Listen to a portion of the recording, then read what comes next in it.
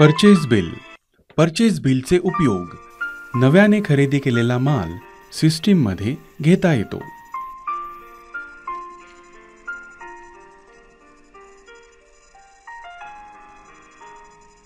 Purchase bill open करणे. Purchase bill open करण्यासाठी ॲक्मे insight विंडोमध्ये मेनू बारवरील बिलिंग मेनूवर क्लिक करा. डॉक्युमेंट लिस्ट मेनूवर क्लिक करा. Select from document master window open होईल. यामध्ये परचेस बिल या पर्यायावर डबल क्लिक करा. List of purchase bill window open होईल. सर्च बॉक्समध्ये 714 हा नंबर टाईप करून देखील परचेस बिल ओपन करता येते. नवीन खरेदी बिल तयार करणे. नवीन खरेदी बिल भरण्यासाठी कीबोर्डवरील इन्सर्ट की प्रेस करा किंवा इन्सर्ट बटनावर क्लिक करा. Record will be added window open होईल. यामध्ये हेडर फॉर्म, इन्व्हेंटरी ब्लॉक आणि मेन एक्सटेंडेड फॉर्म दिसेल. हेडर फॉर्ममध्ये बिल आणि सप्लायर यासंबंधी माहिती दिसते. इन्व्हेंटरी ब्लॉकमध्ये प्रॉडक्ट्स आणि प्रॉडक्ट संबंधी माहिती दिसते आणि मेन एक्सटेंडेड फॉर्ममध्ये व्हॅट, क्रेडिट नोट, डिस्काउंट इत्यादीची अमाऊंट दिसते. या फॉर्ममध्ये तुमच्या गरजेनुसार नवीन फील्ड्स ॲड करता येतात. नको असणाऱ्या फील्ड्स काढून टाकता येतात. त्याचबरोबर त्यामध्ये बदल देखील करता येतात. रेकॉर्ड विल बी ॲडेड या विंडोमधील माहिती पुढीलप्रमाणे भरा. Document type. यामध्ये खालीलपैकी कोणताही एक डॉक्युमेंट प्रकार यादीमधून डबल क्लिक करून भरा. इनव्हॉइस. जर संबंधित खरेदी इनव्हॉइस घेऊन केलेली असेल तर इनव्हॉइस हा पर्याय सिलेक्ट करा. याचा स्टॉक आणि अकाउंटिंग या दोन्हींना इफेक्ट जातो. चलन. मालाबरोबर इनव्हॉइस आले नाही किंवा मालाची खरेदी डिलिव्हरी चलनाने झाली असेल तर चलन हा पर्याय निवडा. याचा फक्त स्टॉकला इफेक्ट जातो, अकाउंटिंगला इफेक्ट जात नाही. Supplier bill number. यामध्ये इनव्हॉइसवर असणारा सप्लायरचा बिल नंबर आणि बिलाची तारीख एकत्रित टाईप करा. डेट. यामध्ये खरेदी बिलाला ज्या दिवशीचा अकाउंटिंग इफेक्ट द्यायचा आहे ती तारीख भरा. येथे सिस्टीममध्ये आजची तारीख आपोआप घेतलेलीच असते. सप्लायर चलन नंबर. यामध्ये डिलिव्हरी चलन नंबर टाईप करा. डेट. यामध्ये माल ज्या तारखेला दुकानामध्ये आला ती तारीख भरा. या तारखेला खरेदी मालाचा स्टॉकला इफेक्ट जाईल. सप्लायर. यामध्ये ज्या सप्लायरकडून माल खरेदी केला आहे त्याचे नाव यादीमधून डबल क्लिक करून भरा. यादीमध्ये जर हव्या असलेल्या सप्लायरचे नाव नसल्यास यादी ओपन असताना कीबोर्डवरील इन्सर्ट की प्रेस करून नवीन सप्लायर तयार करता येतो. Memo type. येथे माल कोणत्या प्रकारे खरेदी केला ते यादीमधून डबल क्लिक करून भरा. जसे माल जर रोखीने खरेदी केला असेल तर कॅश हा पर्याय निवडा. माल जर उधारीवर खरेदी केला असेल तर क्रेडिट हा पर्याय निवडा आणि जर माल चेक देऊन खरेदी केला असेल तर चेक हा पर्याय निवडा.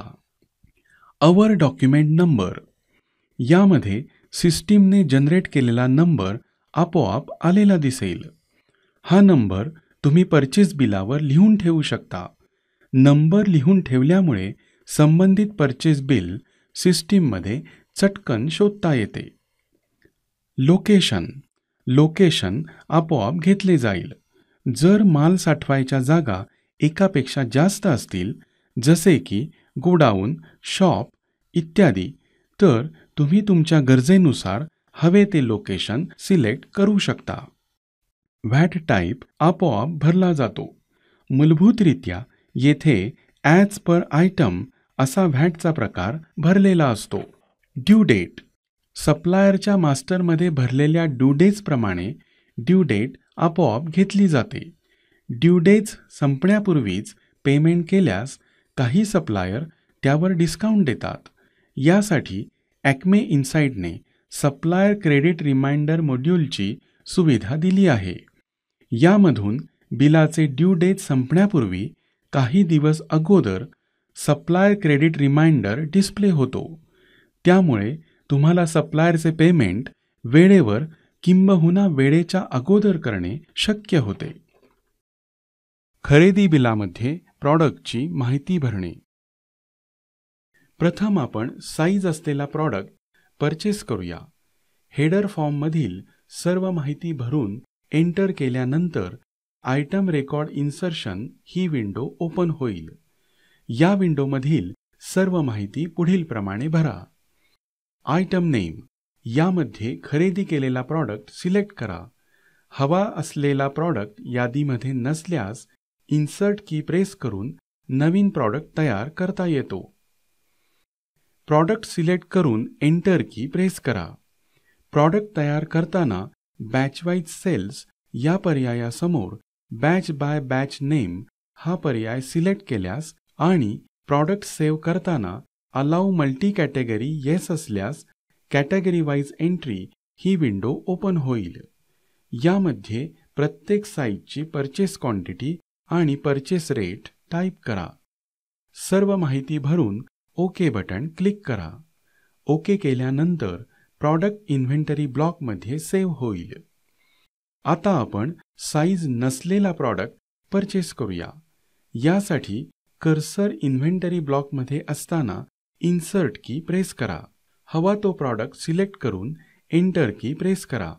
प्रॉडक्ट तयार करताना बॅच वाईज सेल्स या पर्यायासमोर बॅच बाय बॅच नेम हा पर्याय सिलेक्ट केलेला नसल्यास कॅटेगरी वाईज एंट्री ही विंडो ओपन होणार नाही. कर्सर क्वांटिटीमध्ये जाईल. क्वांटिटी आणि परचेस रेट भरून ओके बटन क्लिक करा. ओके केल्यानंतर प्रॉडक्ट इन्व्हेंटरी ब्लॉकमध्ये सेव्ह होईल आणि पुन्हा एकदा आयटम रेकॉर्ड इन्सर्शन ही विंडो ओपन होईल. अशा प्रकारे सर्व प्रॉडक्टची माहिती भरून घ्या. सर्व प्रॉडक्टची एंट्री करून झाल्यानंतर आयटम रेकॉर्ड इन्सर्शन ही विंडो क्लोज करा. बिलामधील प्रॉडक्ट संबंधी बदल करणे. कर्सर इन्व्हेंटरी ब्लॉकमध्ये असताना बदल करायचा प्रॉडक्ट सिलेक्ट करा आणि एंटर की प्रेस करा. Do you really want to change item हा मेसेज येईल. येस बटनावर क्लिक करा. आयटम रेकॉर्ड अपडेशन विंडो तुमच्यासमोर येईल.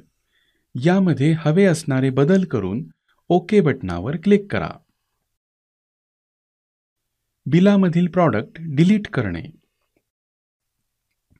कर्सर इन्व्हेंटरी ब्लॉकमध्ये असताना डिलीट करायचा प्रॉडक्ट सिलेक्ट करा आणि डिलीट की प्रेस करा.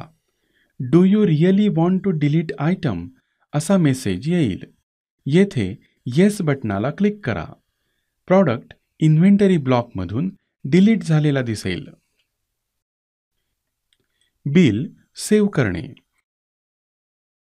खरेदी बिलामधील सर्व प्रॉडक्ट्स भरून झाल्यानंतर बिल सेव्ह करण्यासाठी कर्सर इन्व्हेंटरी ब्लॉकमध्ये असताना कीबोर्डवरील टॅब ही की प्रेस करा. कर्सर एक्सटेंडेड फॉर्ममध्ये येईल. बिलामध्ये जर काही credit note, debit note amount, discount इत्यादी असेल तर त्याची अमाऊंट या फॉर्ममध्ये भरून घ्या. नेट अमाऊंट यामध्ये बिलाची मूळ रक्कम दिसेल. वरील सर्व माहिती भरल्यानंतर सेव्ह बटनाला क्लिक करा. Record will be added he window बंद होईल. संबंधित खरेदी bill list of purchase bill या विंडोमध्ये सेव्ह झालेले दिसेल.